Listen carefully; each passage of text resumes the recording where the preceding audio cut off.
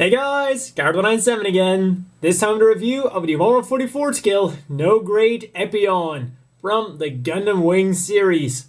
For colors, we're getting two of them. We have either burgundy or a very, very dark blue. So almost the entire thing is in burgundy.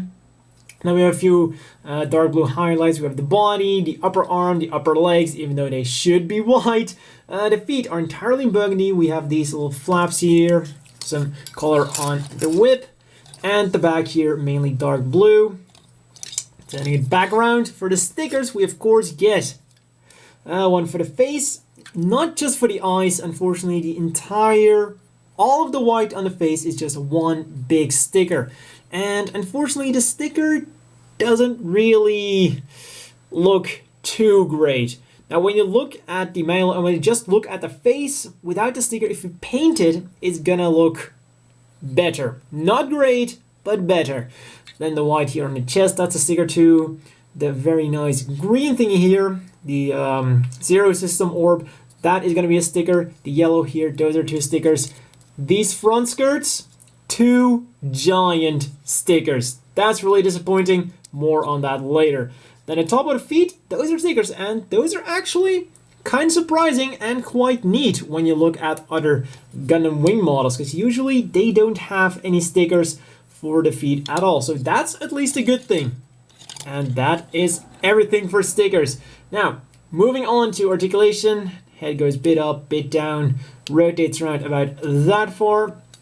The arms will rotate around all the way, bent at one joint, go up about that far, not too bad. Hands are on ball joints, will wiggle around, turn around, and do everything a ball joint does. Putting that back in there.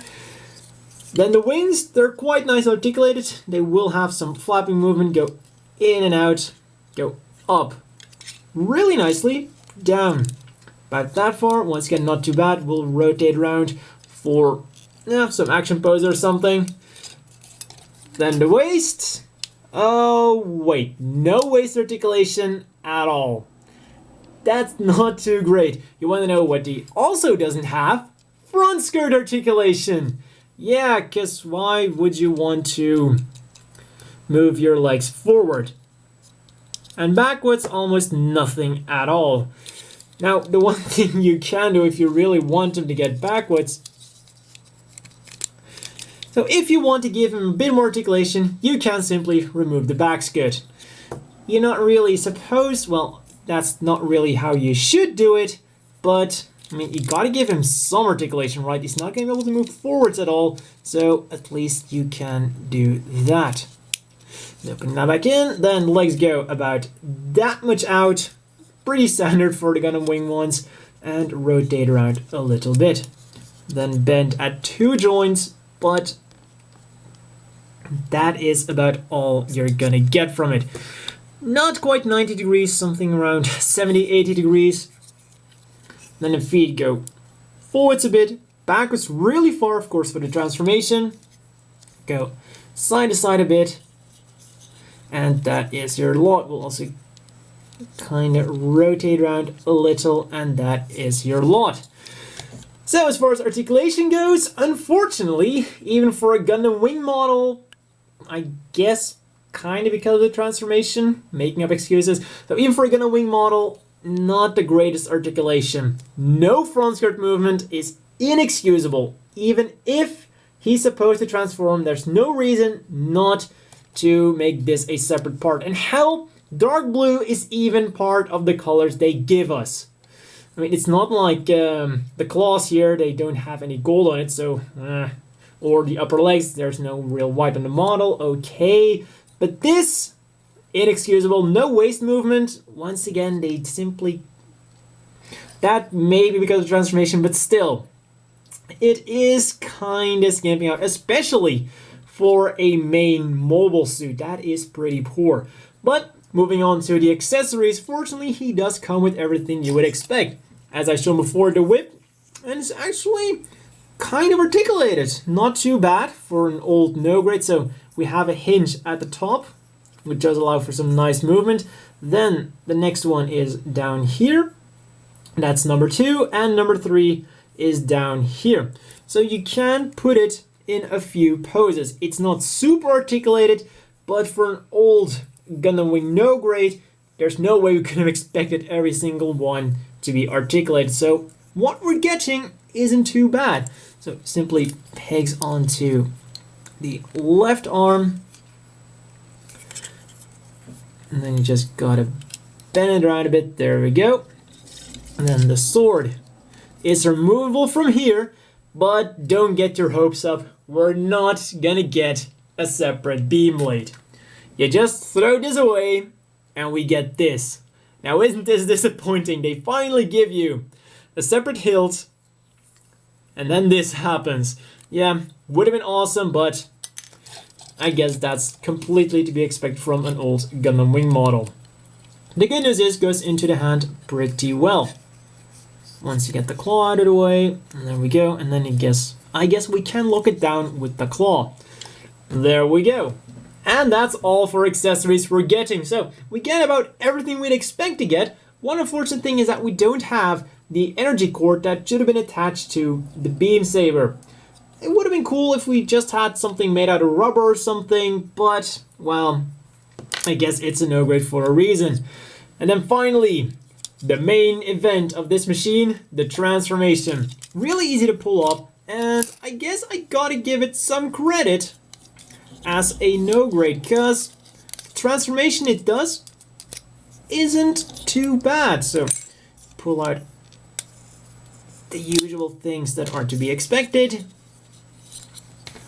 And this is actually quite nifty, and probably also the reason why there's unfortunately no waist movement. Put this like that, there we go.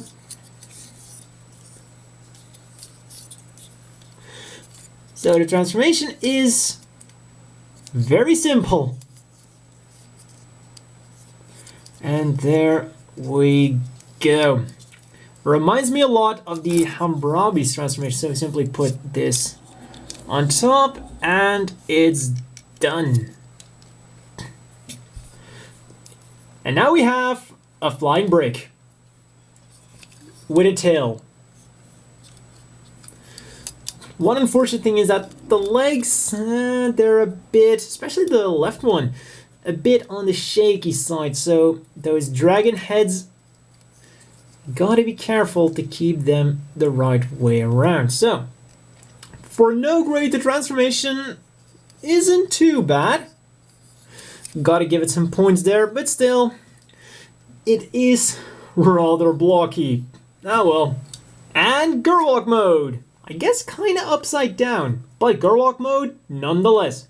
Also, I put on his back skirt. Kinda forgot to do that with the transformation. Not that it matters much, but hey, gotta be completionist.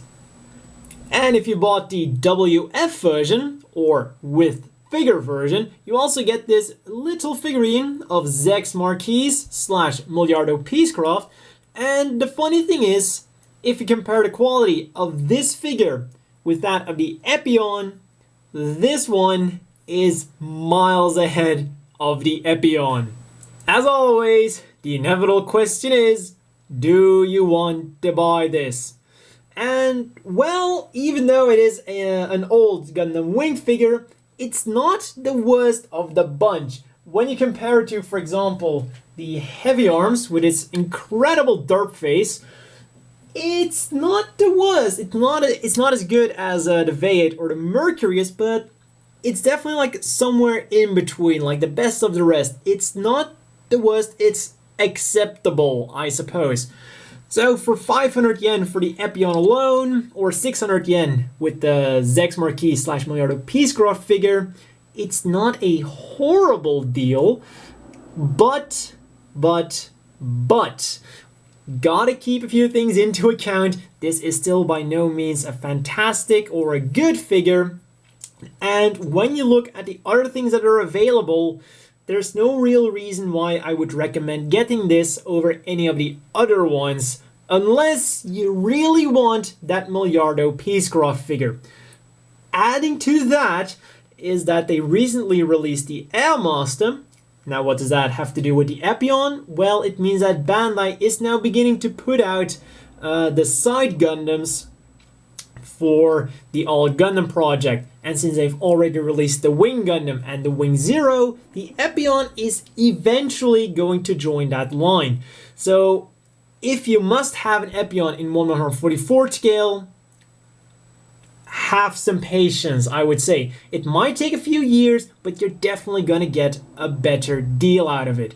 The Epyon's probably going to be on the higher end of the high grade prices, maybe 1,700 yen, 1,800 yen, but it's still going to be a better deal than this one. So, as I said, the only real reason I could still recommend getting this one at this time, if you must have an Epyon immediately, go for either the 1/100 scale, which absolutely blows it out of the water. When you look at it, the articulation is kind of The transformation is nice. Gotta give it that for the no grade. But other than that, go for the 1/100 scale no grade or the 1/100 scale master grade, pretty obviously. Unless you really want this very nice figure of Zex. Now, if you absolutely gonna go for this, at the very least, go for the version with the figure. For 100 yen, you're getting a really nicely detailed figure of Zex, the pilot. So that is pretty much the conclusion. So for some comparisons, let's bring our other no grades once again. And once again, looking at it, it's not the worst, it's not the best, somewhere in between. But then when we compare it to some of the modern ones, here he is next to the Wing Gundam, and you can immediately see why you should just wait. If you must have it in 144 scale, wait a bit and get it like that. Then putting it next to a standard scale Gym Custom, there we go. As you see, the Epyon is a bit bigger than the usual Gundam Wing figure. And finally, let's put him next to the bulky Zaku 3, because the Epyon itself is actually reasonably bulky. There we go. And the final thing I quickly want to mention is that about articulation, I always say that it is contextual to the mobile suit. And when you consider that the Epyon is the epitome of a close-range mobile suit with no long-range weapons at all, unless you count that one animation error where he shoots Vulcans off-screen at Wing Zero, he has nothing. And this is some quite horrible articulation, and even as far as the Wing Gundam model kits go, probably the worst. So that is also saying something. And well, that is all for this review, and see you guys next time.